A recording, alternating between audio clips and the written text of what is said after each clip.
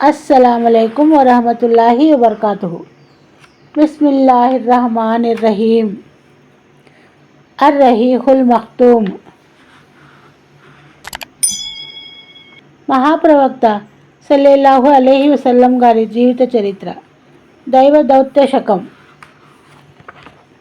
వ్యతిరేకతకు అవలంబించిన వివిధ ఎత్తుగడలు, హింసా దౌర్జన్యాలు. దైవ దౌత్యపు 4వ సంవత్సరం ఇస్లామియా సందేశ ప్రచారం బహిర్గతమై నలువైపులా మారుమ్రోగుతున్న తరుణంలో బహుదైవారాధకులు దాన్ని అణిచివేయడానికి చేపట్టిన ఎత్తుగడలు, కుతంత్రాలను గురించి పైన చెప్పడం జరిగింది. ఇవన్నీ సమయానుసారం కొనసాగుతూ పోయాయి. వారాలు, నెలలు గడిచినా అంతకు తప్ప అడుగు ముందుకు వేయలేదు. ఇంకా దౌర్జన్యాన్ని, ఒత్తిడిని ప్రారంభించలేదు. అయితే వారి ఎత్తుగడలేవి ఇస్లామీయ ధర్మ ప్రచారానికి అడ్డుకట్ట వేయడంలో విఫలమవుతూ ఉన్న కారణంగా అందరూ తిరిగి ఓ చోట సమావేశమయ్యారు. 25 మంది ఖురేషీ సర్దారులు ఓ కమిటీ ఎన్నుకోబడింది. దీనికి అధ్యక్షుడు దైవ ప్రవక్త సల్లల్లాహు అలైహి వసల్లం పినతండ్రి అబూలహబ్. ఈ కమిటీ పరస్పరం అవగాహనతో బాగా ఆలోచించి దైవ ప్రవక్త సల్లల్లాహు అలైహి వసల్లం మరియు ఆయన సహాబా అనుచర గణంకు వ్యతిరేకంగా ఓ తిరుగులేని తీర్మానాన్ని మంజూరు చేసింది. ఈ తీర్మానం ప్రకారం ఇస్లాం ధర్మాన్ని వ్యతిరేకించడానికి ప్రవక్త ముహమ్మద్ సల్లల్లాహు అలైహి వసల్లంను బాధించడం, ఇస్లాం ధర్మాన్ని స్వీకరిస్తూ ఉన్నవారిని రకరకాలుగా హింసించి వారిపై దౌర్జన్యం చేయడంలో ఎలాంటి లోటును రానివ్వకుండా చూడడం. బహుదైవారాధకులు ఈ తీర్మానాన్ని ఆమోదించి దాన్ని అమలు చేయడానికి గట్టి నిర్ణయం తీసుకున్నారు. ముస్లింలు, ముఖ్యంగా బలహీన ముస్లింల విషయంలో ఈ పని చాలా తేలికైంది. అయితే దైవ ప్రవక్త సల్లల్లాహు అలైహి వసల్లం విషయంలో మాత్రం పెద్ద చిక్కులు వచ్చి పడ్డాయి. దైవ ప్రవక్త వ్యక్తిగతంగా గౌరవనీయులు, మూర్తిమత్వం గలవారు. మిత్రులు, శత్రువులు సైతం ఆయన్ను గౌరవించేవారు. అలాంటి వ్యక్తికి ఎవరు ఎదురుపడ్డప్పటికీ అతడు ఆయన్ను గౌరవదృష్టితోనే పలకరించేవాడు. ఓ పిచ్చివాడో లేదా నీచుడే ఆయన ఎడల నీచంగా ప్రవర్తించగలడు. ఆ వ్యక్తిగత ఔన్నత్యమే కాకుండా ఆయనకు అబూ తాలిబ్ అండదండలు కూడా ఉన్నాయి. అబూ తాలిబ్కు వ్యక్తిగతంగా మరియు సమాజంలో ఉన్న పలుకుబడి కారణంగా ఏ ఒక్కడూ ఆయన మాటకు ఎదురు చెప్పడం లేదా ఆయన కుటుంబ విషయాల్లో తలదూర్చే ధైర్యం చేయలేకపోయేవాడు. అలాంటి పరిస్థితి ఖురైష్ను పెద్ద చిక్కుల్లో పడవేసింది. అయితే ఏ సందేశమైతే వారి ధార్మిక పెత్తనాన్ని, ప్రాపంచిక నాయకత్వాన్ని కూకటి వేళ్లతో పెకిలించబోతుందో ఆ సందేశ ప్రచారం ఎడల ఎలా ఉపేక్ష చూపడం అన్నది కూడా ఓ గొప్ప ప్రశ్నే. ఎట్టకేలకు బహుదైవారాధకులు అబూలహబ్ నాయకత్వంలో దైవ ప్రవక్త సల్లల్లాహు అలైహి వసల్లం మరియు ముస్లింలపై హింసా దౌర్జన్యాల పరంపరను ప్రారంభించారు. నిజానికి ఖురైష్లు ఈ విధానాన్ని ఆలోచించక పూర్వం నుండే అబూలహబ్ వైఖరి మాత్రం దైవ ప్రవక్త సల్లల్లాహు అలైహి వసల్లం గారి ఎడల అంత కఠినంగానే ఉంటూ వచ్చింది. అతను బనూ హాషిం సమావేశమైనప్పుడు చేసిన నిర్వాకం, ఆ తర్వాత సఫా కొండపై ప్రవర్తించిన తీరు గురించి మనం వెనుకటి పుటల్లో చదువుకున్నదే. కొన్ని ఉల్లేఖనాల్లో సఫా కొండపై అతను దైవ ప్రవక్త సల్లల్లాహు అలైహి వసల్లంను కొట్టడానికి ఓ రాయిని కూడా చేతిలోకి తీసుకున్నట్లు ఉంది. దైవ దౌత్యానికి పూర్వం అబూలహబ్ 2 కుమారులు ఉత్బా మరియు తైబాల వివాహం దైవ ప్రవక్త సల్లల్లాహు అలైహి వసల్లం గారి 2 కుమార్తెలు రుకయ్య మరియు ఉమ్మె కుల్సుమ్తో జరిగి ఉంది. అయితే దైవ దౌత్య పదవి లభించాక అతను ఎంతో కఠినంగా ప్రవర్తిస్తూ వారిద్దరికీ తలాక్, విడాకులు ఇప్పించాడు.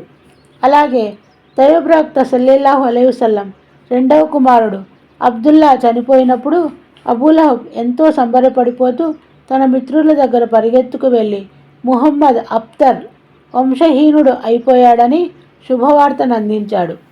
హజ్ కాలంలో అబూలహబ్ దైవ ప్రవక్త సల్లల్లాహు అలైహి వసల్లం సందేశాన్ని ఖండించడానికి ఆయన వెనకాల సంతల్లో జరిగే సమావేశాల్లోనికి వెళ్ళేవాడు అన్న విషయం మనకు తెలిసిందే.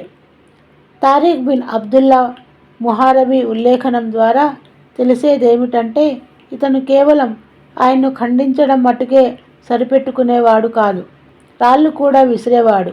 ఆ రాళ్ళు విసరడం వల్ల ఆయన మడుమలు రక్తసిక్తమైపోయేవి. అబూలహబ్ భార్య ఉమ్మే జమీల్, ఆమెను ఉరువాగా కూడా పిలుస్తారు.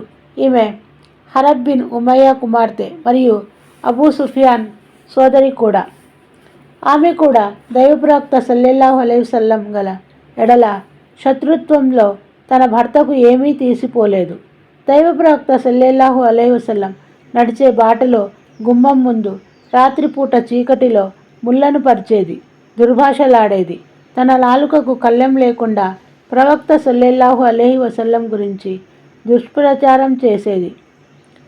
సల్లల్లాహు అలైహి వసల్లంను తిట్టి శాపనార్థాలు పెట్టడం, నిందలు అపవాదులు వేయడం, సల్లల్లాహు అలైహి వసల్లంకు వ్యతిరేకంగా విషాన్ని వెదజల్లడం, భయంకర యుద్ధ వాతావరణాన్ని సృష్టించడం ఆమె పనిగా పెట్టుకుంది.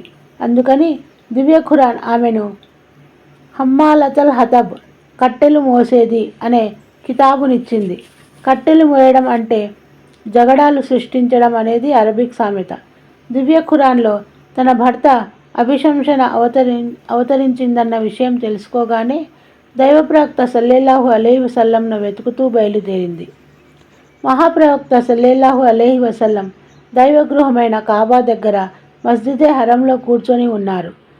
ఆయన ప్రక్కన అబూబకర్ రజియల్లాహు అన్హు కూడా ఉన్నారు. కంకరరాళ్ళు ఆమె పిడికిట ఉన్నాయి. ముందుకు రాగానే దైవప్రవక్త సల్లల్లాహు అలైహి వసల్లం ఒక్కరే అగుపడకుండా అల్లాహ్ ఆమె దృష్టిని పోగొట్టాడు. కేవలం ఒక్క అబూబకర్ రజియల్లాహు అన్హునే చూడగలిగింది. ఆయన ముందుకు రాగానే, అబూబకర్, నీ మిత్రుడెక్కడా? నన్ను తూలనాడుతున్నాడని నాకు తెలిసింది. అతనే గనక నాకు కనబడితే అతని ముఖంపై ఈ కంకరరాళ్ళు విసిరి కొడతా. నేను కూడా పద్యాలు చెప్పగలను అని చెబుతూ ఇలా కవిత్వం చెప్పనారంభించింది. మేము ముజమ్మమ్ను ధిక్కరించాము, అతని ఆదేశాన్ని ఉల్లంఘించాము, అతని ధర్మాన్ని అసహ్య దృష్టితో చూశాము, దాన్ని వదిలిపెట్టాము. ఇలా చెప్పిన తర్వాత వెనక్కు మరలి వెళ్ళిపోయింది. అబూబకర్ రజియల్లాహు అన్హు దైవప్రవక్త సల్లల్లాహు అలైహి వసల్లంతో, ప్రవక్త, ఆమె మిమ్మల్ని చూడలేదా అని అడిగారు.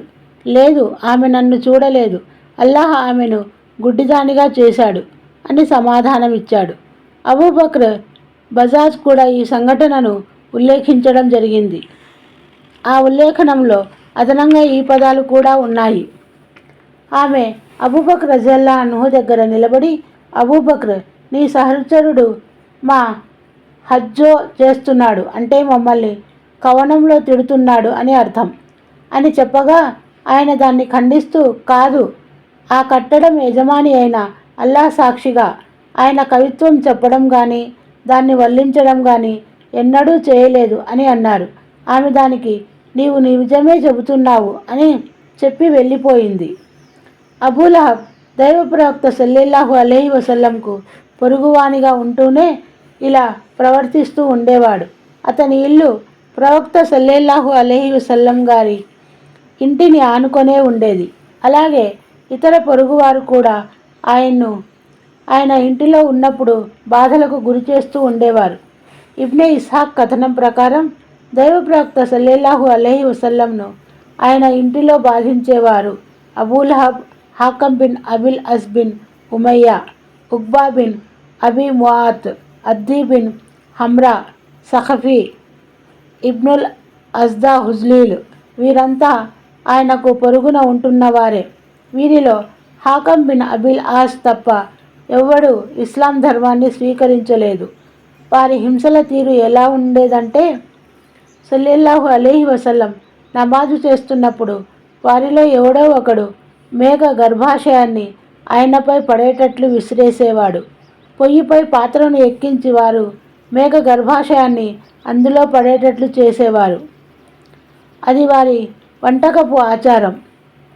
దైవప్రవక్త సల్లల్లాహు అలైహి వసల్లం ఇక చేసేది లేక ఓ గూడు కట్టుకొని అందు నిలబడి నమాజు చేస్తూ తనను తాను రక్షించుకునేవారు. మొత్తానికి ఈ అశుద్ధాన్ని ఆయనపై విసిరినప్పుడల్లా ఆయన దాన్ని ఓ కర్రకు తగిలించుకొని బయటకు తెచ్చి గుమ్మంలో నిలబడి, ఓ అబ్దే మునాఫ్, ఇదేనా పొరుగువారు చేసే పని అని అడిగి దాన్ని పారవేసేవారు. ఉక్బా బిన్ ముయిత్ అయితే హింసా దౌర్జన్యంలో మరీ పెచ్చు పెరిగిపోయాడు. సహీ బుఖారీ గ్రంథంలో అబ్దుల్లా బిన్ మసూద్ ఉల్లేఖనం ప్రకారం దైవ ప్రవక్త సల్లల్లాహు అలైహి వసల్లం బైతుల్లా కాబా గృహం వద్ద నమాజు చేస్తున్నారు. అబూజహల్ అతని కొందరు మిత్రులు అక్కడనే కూర్చొని ఉన్నారు. అంతలో కొందరు మరికొందరిని సంబోధిస్తూ ముహమ్మద్ సజ్దా సాష్టాంగం చేసినప్పుడు ఫలానా తెగకు చెందిన ఒంటెపొట్ట పేగుల్ని ఆయన వీపుపై పెట్టడానికి ఎవరు సిద్ధపడతారు అని సవాలు విసిరారు. దీనికి ఆ జాతికి చెందిన దురదృష్టవంతుడు ఉక్బా బిన్ ముయిత్ ఆ ఒంటెపొట్ట పేగుల్ని ఎత్తుకు వచ్చి ప్రవక్త సల్లల్లాహు అలైహి వసల్లం సాష్టాంగ పడేంత వరకు ఎదురు చూస్తూ నిల్చున్నాడు. సల్లల్లాహు అలైహి వసల్లం సజ్దా చేయగానే ఆ పొట్ట ప్రేగుల్ని ఆయన రెండు గూడల నడుమ పడవేశాడు. ఈ దృశ్యాన్ని చూస్తూ ఉన్న అబ్దుల్లా బిన్ మసూద్, నేను ఇదంతా చూస్తూనే ఉన్నాను, కానీ ఏమీ చేయలేని నిస్సహాయ స్థితిలో ఉన్నాను. ప్రవక్తను రక్షించే బలం నాకుంటే ఎంత బాగుండును అని వాపోయాడు. ఆయన కథనం ప్రకారం ఆ ఒంటె పొట్టపేగుల్ని దైవప్రవక్త సల్లల్లాహు అలైహి వసల్లంపై పడవేసి వారు పట్టలేని ఆనందంతో ఒకరిపై ఒకరు పడి నవ్వుకుంటున్నారు. ప్రవక్త సల్లల్లాహు అలైహి వసల్లం అలా సజ్దాలోనే ఉండిపోయారు. తల పైకి ఎత్తలేకపోయారు. చివరికి హజరత్ ఫాతిమా రజియల్లా అన్హా వచ్చి ఆ అశుద్ధాన్ని పదార్థాన్ని సల్లల్లాహు అలైహి వసల్లం వీపుపై నుండి తీసి కింద పడవేయడం జరిగింది. అప్పుడు కానీ దైవప్రవక్త సల్లల్లాహు అలైహి వసల్లం తలపైకి ఎత్తలేకపోయారు. ఆ తరువాత ఆమె, ఓ అల్లా, ఖురైష్ను పట్టుకో, శిక్షించు అని 3 మార్లు శపించారు. ఆ శాపం ఖురైష్కు రుచించలేదు. ఎందుకంటే వారి నమ్మకం ప్రకారం ఈ ప్రదేశం ప్రార్థనలు స్వీకరించబడే ప్రదేశం గనుక. ఆ తరువాత దైవప్రవక్త సల్లల్లాహు అలైహి వసల్లం ఒక్కొక్కరి పేరు చెబుతూ ఇలా శపించారు. ఓ అల్లాహ్, అబూజహల్ను శిక్షించు, ఉత్బా బిన్ రబియాను, షైబా బిన్ రబియాను, వలీద్ బిన్ ఉత్బాను, ఉమయ్యా బిన్ ఖల్ఫును మరియు ఉత్బా బిన్ అబీ ముయిత్ను శిక్షించు. సల్లల్లాహు అలైహి వసల్లం 7వ వ్యక్తి పేరు కూడా ఉచ్చరించారు కానీ ఉల్లేఖనకర్తకు ఆ పేరు జ్ఞాపకం లేదు. ఇబ్నే మసూద్ రజియల్లా అన్హు తన ఉల్లేఖనంలో ఇలా చెబుతారు, నా ప్రాణం ఏ దైవం ఆధీనంలోనైతే ఉందో ఆ దైవం సాక్షి, మహాప్రవక్త సల్లల్లాహు అలైహి వసల్లం ఎవరెవరి పేర్లనైతే ఆనాడు ఉచ్చరిస్తూ శపించారో వారంతా బద్రు యుద్ధంలో బావిలో మృతులుగా పడి ఉండడం కనబడింది. మిగతా వారి గురించి రేపు తెలుసుకుందాము. అస్సలాము అలైకుం వరహమతుల్లాహి వబర్కాతుహు.